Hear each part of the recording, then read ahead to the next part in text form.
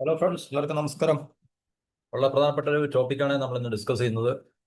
സുഹൃത്തുക്കളെ, നമുക്ക് എല്ലാവർക്കും അറിയാവുന്ന ഒരു കാര്യമാണ് അമേരിക്കയെക്കുറിച്ച് നമ്മൾ പറയുമ്പോൾ അത്യാവശ്യം നമ്മുടെ ഇന്ത്യയിലെ ബുദ്ധിയുള്ള ഇന്ത്യൻ പൗരന്മാർക്ക് അമേരിക്കയുടെ വിദേശ നയങ്ങളും അല്ലെങ്കിൽ അമേരിക്കയുടെ പൊതുവെയുള്ള കാഴ്ചപ്പാടുകളും നിലപാടുകളും അവരുടെ നയങ്ങളും ഒക്കെ തന്നെ, പ്രത്യേകിച്ച് ജിയോ പൊളിറ്റിക്സ് എന്ന് പറയുന്ന ആ ഒരു മേഖലയിൽ അമേരിക്കയുടെ നയങ്ങൾ എന്തായിരിക്കും, അവരുടെ എടുക്കുന്ന തീരുമാനങ്ങൾ എങ്ങനെയായിരിക്കും, അല്ലെങ്കിൽ അവരുടെ മറ്റോരോ രാജ്യങ്ങളോടും അവരെടുക്കുന്ന സമീപനങ്ങൾ എങ്ങനെയായിരിക്കും എന്നുള്ളതിനെ കുറിച്ച് കൃത്യമായിട്ടുള്ളൊരു കാഴ്ചപ്പാടുള്ള കൂട്ടരാണ് നമ്മളെ ഈ ഇന്ത്യക്കാർക്ക്. കാരണം നമ്മള് ഇന്ത്യ അമേരിക്കൻ തമ്മിൽ ബന്ധങ്ങളൊക്കെ ഉണ്ട്, വളരെ സൗഹൃദപരമായിട്ടുള്ള ബന്ധങ്ങളൊക്കെ ഉണ്ടെന്ന് ഇരു രാജ്യങ്ങളും അങ്ങോട്ടും ഇങ്ങോട്ടൊക്കെ അവകാശപ്പെടും. ഓക്കെ, നമ്മൾ വരും തമ്മിൽ പലതരത്തിലുള്ള കരാറുകളിൽ ഏർപ്പെട്ടിട്ടുണ്ട്. തന്ത്രപരമായിട്ടുള്ള സ്ട്രാറ്റജിക് എന്നൊക്കെ പറയുന്ന പ്രതിരോധ മേഖലയിലൊക്കെ തന്നെ നമ്മൾക്ക് അവരുമായിട്ട് ടൈപ്പ് ഒക്കെ ഉണ്ട്.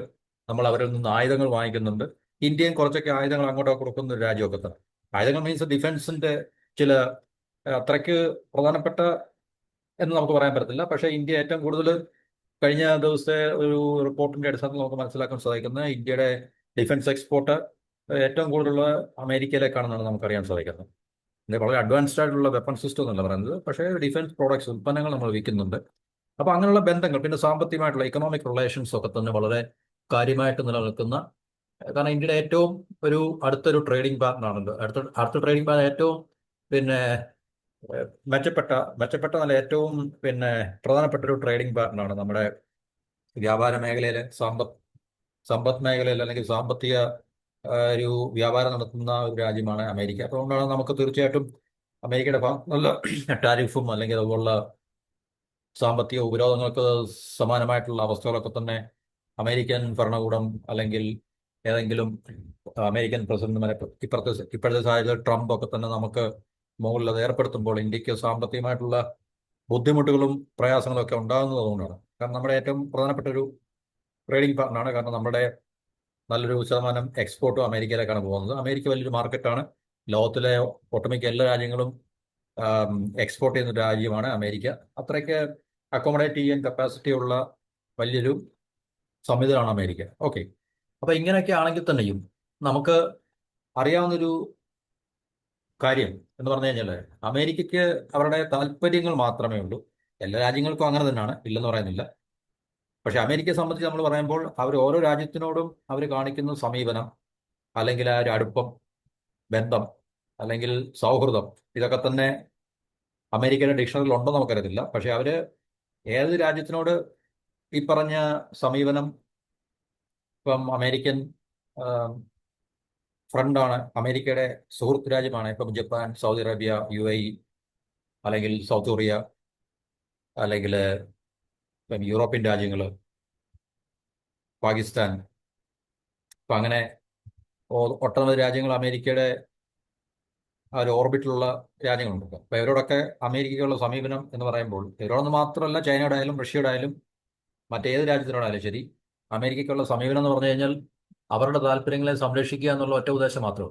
അവരുടെ താല്പര്യങ്ങളെ സംരക്ഷിക്കുക എന്ന് പറയുമ്പോൾ സാമ്പത്തിക താല്പര്യങ്ങളാണ് ഏറ്റവും ഉപരി ആയിട്ട് നിൽക്കുന്നത്. എല്ലാ കാര്യങ്ങളും അതിലേക്കാണ് നയിക്കുന്നത്. നമ്മളിപ്പം യുദ്ധം ചെയ്യുന്നതായാലും ശരി, മറ്റു രീതിയിലുള്ള പ്രശ്നങ്ങൾ ഉണ്ടാക്കുന്നതായാലും ശരി, എല്ലാം തന്നെ സാമ്പത്തികമായിട്ടുള്ള ലക്ഷ്യങ്ങൾക്ക് അല്ലെങ്കിൽ സാമ്പത്തിക താല്പര്യങ്ങളെ സംരക്ഷിക്കാൻ വേണ്ടിയാണല്ലോ ഇതെല്ലാം ചെയ്യുന്നത്. അല്ല വെറുതെ യുദ്ധം ചെയ്യുക എന്നുള്ളതല്ലല്ലോ. യുദ്ധം ചെയ്യുന്നതും സാമ്പത്തിക താല്പര്യങ്ങളെ രക്ഷിക്കുക എന്നുള്ളതാണ്. എന്നുവെച്ചാൽ സാമ്പത്തിക താല്പര്യങ്ങൾ എന്ന് പറഞ്ഞാൽ അമേരിക്കയുടെ പിന്നെ ഇക്കണോമിക് പവറിനെ പ്രൊട്ടക്ട് ചെയ്യുക, അല്ലെങ്കിൽ അതിനെ കൂടുതൽ എക്സ്പാൻഡ് ചെയ്യുക, വ്യാപിപ്പിക്കുക എന്നൊക്കെയുള്ള ലക്ഷ്യത്തോടെയാണ് അവർ യുദ്ധം ചെയ്യുന്നതും. ഇതുപോലുള്ള ടാരിഫ് വാർ ആയാലും ഇക്കണോമിക് സാങ്ഷൻസ് ആയാലും ഇതുപോലുള്ള കാര്യങ്ങളൊക്കെ തന്നെ അവർ, അതുപോലെ തന്നെ മറ്റു രീതിയിലുള്ള ഡിപ്ലോമാറ്റിക് ആയിട്ടുള്ള പ്രഷേഴ്സ്, ഇതൊക്കെ തന്നെ മറ്റു രാജ്യങ്ങളുടെ മുകളിൽ അവർ പിന്നെ പ്രയോഗിക്കുന്നത് അവരുടെ സാമ്പത്തികമായിട്ടുള്ള താല്പര്യങ്ങളെ സംരക്ഷിക്കാൻ വേണ്ടിയാണ്.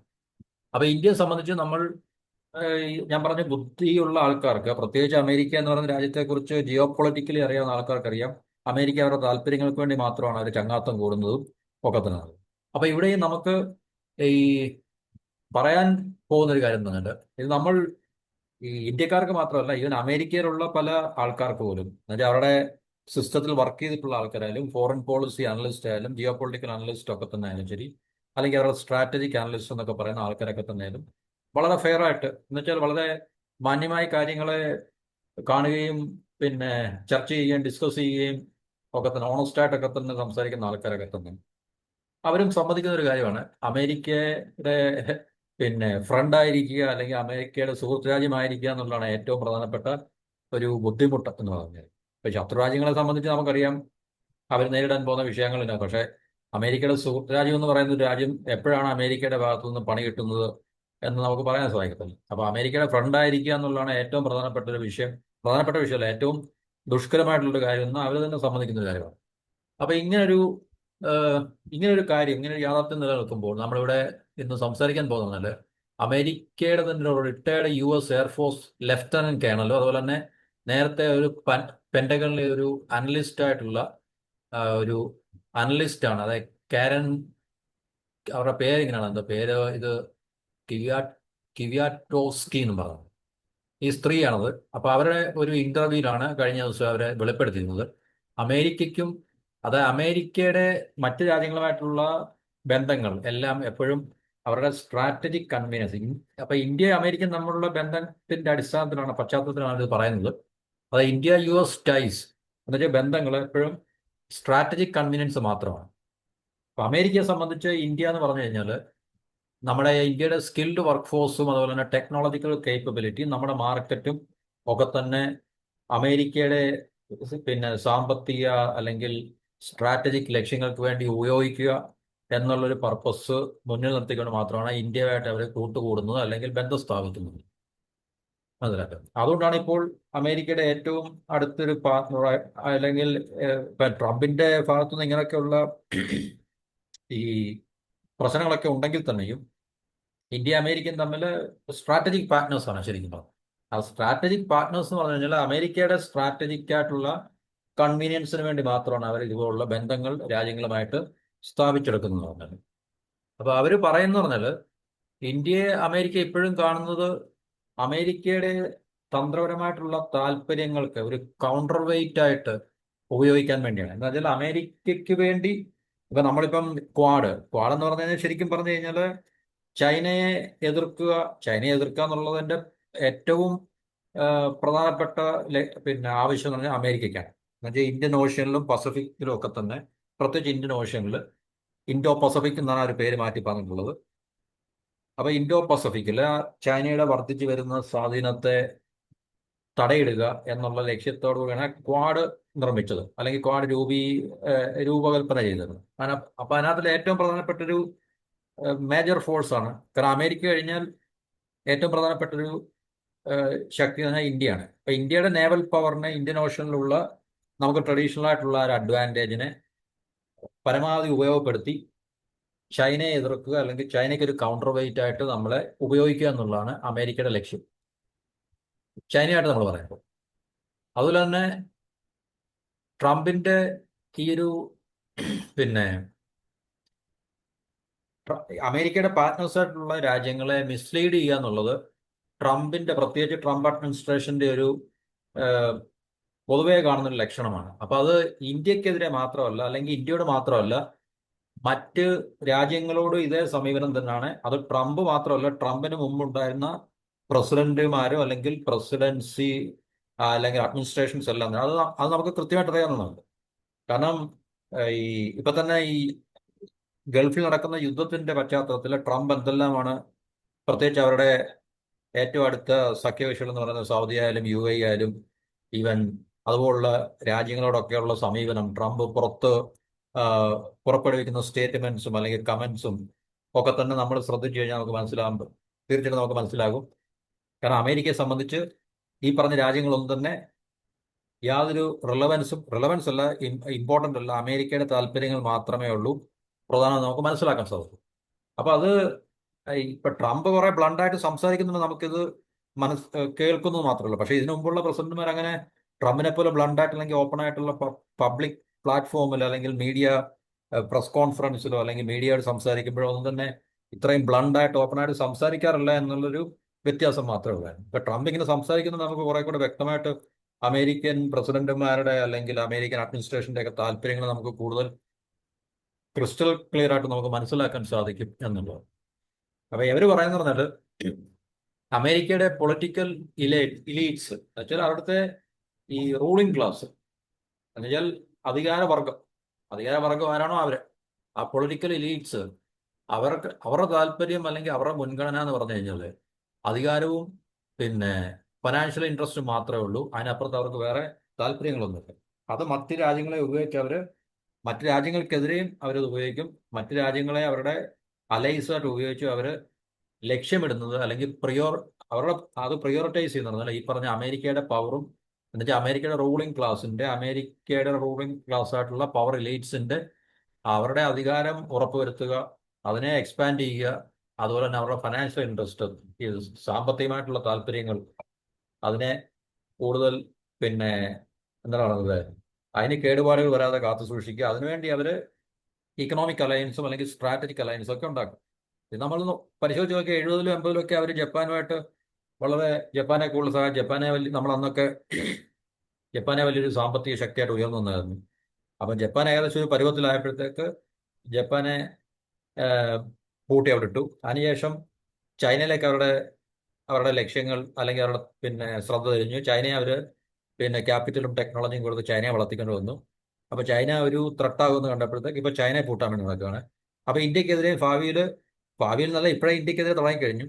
ഓൾറെഡി അമേരിക്കയുടെ ഒരു വൈസ് പ്രസിഡന്റ് ആണെന്ന് തോന്നുന്നു കഴിഞ്ഞ ഒന്ന് രണ്ടാഴ്ചയ്ക്ക് മുമ്പ് ഇന്ത്യയിൽ തന്നെ വന്ന് അദ്ദേഹം ഒരു സെമിനാറിലോ കോൺഫറൻസിലോ പങ്കെടുക്കുമ്പോൾ പറഞ്ഞു, ചൈനയ്ക്ക് അമേരിക്ക കൊടുത്ത പ്രിവിലേജ് ഒന്നും ഇന്ത്യക്ക് തരത്തില്ല, അല്ലെങ്കിൽ ഇളവുകളൊന്നും ഇന്ത്യക്ക് തരത്തില്ല എന്ന് പറഞ്ഞു കഴിഞ്ഞാൽ ചൈനയെ പൂട്ടുന്നതിന് മുമ്പ് തന്നെ സാമ്പത്തികമായിട്ട് ഉയരുന്നതിന് മുമ്പ് ഇന്ത്യയെ അവർ ലോക്ക് ചെയ്യും എന്നാണ് അത് പറഞ്ഞത്. അപ്പൊ ഇതാണ് ശരിക്കും പറഞ്ഞ അമേരിക്കയുടെ ഈ ലക്ഷ്യങ്ങൾ എന്ന് പറയുന്നത്. അപ്പൊ അവർ പറയുന്നത് അമേരിക്ക ഇന്ത്യയെ യൂസ് ചെയ്യും അവർക്ക് താല്പര്യം ഉള്ളിടത്തോളം കാലം, അതിനുശേഷം നമ്മളെ ത്രോ അണ്ടർ ദ ബസ് എന്ന് വെച്ചാൽ നമ്മളെ അവർ പിന്നെ ഏതെങ്കിലും രീതിയിലൊക്കെ നമ്മളെ എന്താണ് പറയുന്നത് ഡിസ്ട്രോ ചെയ്യാൻ അല്ലെങ്കിൽ നമ്മളെ നശിപ്പിക്കും, അതിനുശേഷം അവർ നമ്മളെ നശിപ്പിക്കും എന്നുള്ളതാണ് പറയുന്നത്. അപ്പൊ ആ ഒരു ഇന്റർവ്യൂവിന്റെ ഒരു ഭാഗമാണ് നമുക്കിവിടെ ജസ്റ്റ് ഒന്ന് കേട്ട് നോക്കാം നമുക്ക്. അപ്പൊ അതിനകത്ത് നമുക്ക് കാര്യങ്ങൾ മനസ്സിലാവും. We treat India the same. We lie to India. We will use India. And if it's convenient for the political powers that be in Washington, we'll throw India under the bus so quick. Finally, Colonel, you put the hegemonic towards even though American policy, American military policy, right? I just want to ask you, what was the thinking at that level about the relationship with India, and how do you think it's evolved over the years presently? Yeah, well, two aspects of India. India is a huge source of American-friendly workers, technology, skill sets, and people. So, in that sense, we really like it. In the other sense, we see these people, these so-called great thinkers in Washington, see India kind of really just as a counterweight, as a tool. അതായത് നമ്മളുടെ മാൻപവറും skilled work ഫോഴ്സിനെയും നമ്മളുടെ technology, നമ്മുടെ knowledge ഒക്കെ തന്നെ ഉപയോഗിക്കുന്ന കാര്യത്തിൽ നമ്മളുമായിട്ട് ഭയങ്കര സഖ്യത്തിലാണ്. അതിന്റെ മറുവശത്ത് നമ്മളെ ഒരു കൗണ്ടർ വെയിറ്റ് ആയിട്ട്, നമ്മളെ ഒരു ടൂളായിട്ട് ഉപയോഗിക്കാനാണ് അമേരിക്കയ്ക്ക് താല്പര്യം.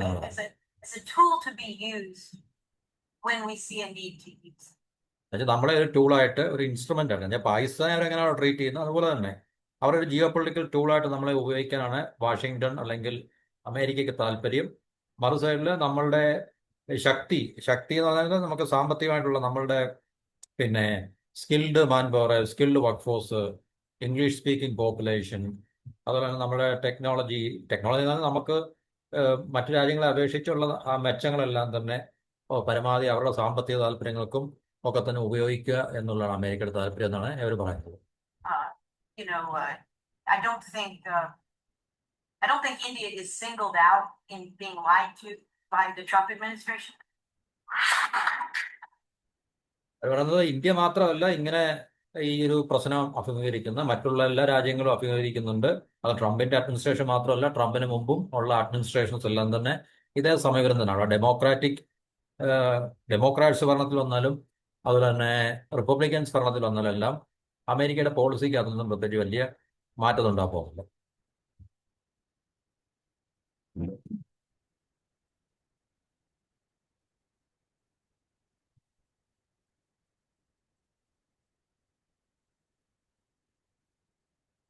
But I think the Trump administration lies to all of its partners, to the extent that it can get away with it. China and Russia already know this. China and Russia are well familiar with these lies that has gone on. ട്രംപിന്റെ അമേരിക്കയുടെ പാർട്ട്നേഴ്സിനോട് എപ്പോഴും പലതരത്തിലുള്ള കള്ളങ്ങൾ പറഞ്ഞവരെ mislead ചെയ്യാണ്, manipulate ചെയ്യാണ്. അപ്പൊ ഇതൊക്കെ ചൈനയ്ക്കും റഷ്യയ്ക്കും ഒക്കെ തന്നെ ഇത് വളരെ കൃത്യമായിട്ട് അറിയാവുന്നതാണ് അവർ പറയുന്നത്. For Trump. But in India's case, we treat India the same way. We lie to India. We will use India. And if it's convenient for the political powers that be in Washington, we'll throw India under the bus. So quick, your head will spin. എന്നുവെച്ചാൽ നമ്മളെ കൊണ്ടുള്ള ഉപയോഗം കഴിഞ്ഞു എന്ന് അവർക്ക് തോന്നുമ്പോൾ നമ്മളെ അവർ വലിച്ചെറിയും എന്നാണ് പറയുന്നത്. We have no, our ruling elites have no loyalties at all. And they only think about, I think, really their power and their pocketbook, which is, I think, why Trump had to give this speech, even though it didn't have the effect he may have wanted. But you see, just 2 days ago, maybe yesterday, Jamie Dimon, who used to be the, it's on some show, Jamie Dimon told him to portfolio. And the thing is, we're not going to get that revolution. Not when we need it. We need it right now. Okay, we're not going to get it right now. They're going to wait. അമേരിക്കയിൽ revolution വളരെ അത്യാവശ്യമാണ്. അത് പിന്നെ ഒരു nuclear disaster, അല്ലെങ്കിൽ economic disaster, military disaster, ഇതൊക്കെ കൊണ്ടാണ് സാധ്യമാകണം എന്നാണ് പറയുന്നത്. Until maybe it goes nuclear, or there is a major disaster, military disaster, economic disaster for the United States, which could happen. And I would prefer military disaster and an economic disaster for us over a nuclear weapon disaster. അപ്പൊ ഇതാണ് നമുക്ക് അമേരിക്കയെക്കുറിച്ച് മനസ്സിലാക്കാൻ കഴിയുന്നത്. നമ്മൾക്ക് മാത്രമല്ല, അമേരിക്കയിലെ പിന്നെ right thinking ആയിട്ടുള്ള ആൾക്കാർക്ക് പോലും ഇത് കൃത്യമായിട്ട് അറിയാവുന്നതാണ്. അവിടുത്തെ പേട്രിയോട്ടിക് ആയിട്ടുള്ള, അല്ലെങ്കിൽ ശരിക്കും അമേരിക്ക എന്ന് പറയുന്ന രാജ്യത്തെ സ്നേഹിക്കുന്ന ആൾക്കാർക്ക് പോലും അവിടുത്തെ ഭരണകൂടങ്ങളുടെ ഇതുപോലുള്ള നയങ്ങൾ എന്ന് വെച്ചാൽ ഈ സാമ്രാജ്യ അവരുടെ വികസിപ്പിക്കുക എന്ന ലക്ഷ്യത്തോടുകൂടി അമേരിക്കയുടെ ഈ റൂളിംഗ് ക്ലാസ് അല്ലെങ്കിൽ അധികാരവർഗം നടത്തുന്ന ഈ പറഞ്ഞ യുദ്ധങ്ങളും അല്ലെങ്കിൽ ഇതുപോലുള്ള കടന്നാക്രമണങ്ങളും അല്ലെങ്കിൽ മറ്റു രാജ്യങ്ങളെ ഇതുപോലെ ഉപയോഗിക്കുന്നതൊക്കെ തന്നെ അവിടുത്തെ ഒട്ടനവധി ജനങ്ങൾക്കും, നമ്മളിപ്പം പൊതുവെ ഈ യുദ്ധത്തിന്റെ സാഹചര്യത്തിൽ പോലും നമ്മൾ അവിടെ നിന്നൊക്കെയുള്ള ഒത്തിരി റൈറ്റ് തിങ്കിങ് ആയിട്ടുള്ള ആൾക്കാരെ ഈ അമേരിക്കയുടെ പോളിസി, യുദ്ധം ചെയ്യുന്ന പോളിസിയൊക്കെ തന്നെ ശരിക്കും പറഞ്ഞു കഴിഞ്ഞാൽ നഖശികാന്തം, അത് അവരുടെ ഇതുപോലുള്ള അവരുടെ സിസ്റ്റത്തിലൊക്കെ തന്നെ, അല്ലെങ്കിൽ മിലിറ്ററിയിലും ഇന്റലിജൻസിലും അല്ലെങ്കിൽ അവരുടെ ഈ പറഞ്ഞ എസ്റ്റാബ്ലിഷ്മെന്റിലൊക്കെ തന്നെ നേരത്തെ വർക്ക് ചെയ്തിട്ടുള്ള ആൾക്കാരും ഒക്കെ തന്നെയാണ് ട്രൂ അമേരിക്കൻസ് എന്നൊക്കെ നമ്മൾ പറയുന്നത്. അപ്പൊ അങ്ങനെയൊക്കെയുള്ള ആൾക്കാരൊക്കെ തന്നെ അവിടെ ശരിക്കും അവരുടെ അഡ്മിനിസ്ട്രേഷന്റെ ഭരണകൂടത്തിന്റെ നയങ്ങളെയൊക്കെ തന്നെ എതിർക്കുന്നുണ്ട്. പക്ഷേ അവിടുത്തെ ജനങ്ങൾക്ക് തീർച്ചയായിട്ടും നമ്മുടെ എല്ലാ രാജ്യത്തും നിലനിൽക്കുന്ന പോലെ, അതാണ് അവർ പറയുന്നത്, ഒരു വിപ്ലവം വളരെ അത്യാവശ്യമാണ്, ഒരു മാറ്റം, ഭയങ്കരമായിട്ടുള്ള മാറ്റം അത്യാവശ്യമാണ്. കാരണം അവിടെ നിലനിന്ന് പോകുന്ന ഭരണ സംവിധാനങ്ങളെയൊക്കെ തീർച്ചയായിട്ടും മാറ്റേണ്ടിയിരിക്കുന്നു എന്നാണ് അവർ പറയുന്നത്. അപ്പൊ ഇതാണ് നമുക്ക് ഇവിടെ മനസ്സിലാക്കാനുള്ള പ്രധാന കാരണം. കാരണം നമ്മൾ അമേരിക്കയായിട്ട് ചങ്ങാത്തം കൂടുന്നതൊക്കെ കൊള്ളാം, പക്ഷെ നമുക്ക് എപ്പോൾ പണി കിട്ടും എന്നുള്ള കാര്യത്തെക്കുറിച്ച് അത് നമ്മൾ വളരെ ശ്രദ്ധാപൂർവം കൈകാര്യം ചെയ്യേണ്ട ഒരു വിഷയമാണ് എന്നാണ് നമുക്ക് പറയാനുള്ളത്. അപ്പൊ ഇത്രയും പറഞ്ഞ് നമുക്ക് ടോപ്പിക് ഇവിടെ അവസാനിപ്പിക്കാം. മറ്റു ടോപ്പിക്കുമായിട്ട് അടുത്ത വീഡിയോയിൽ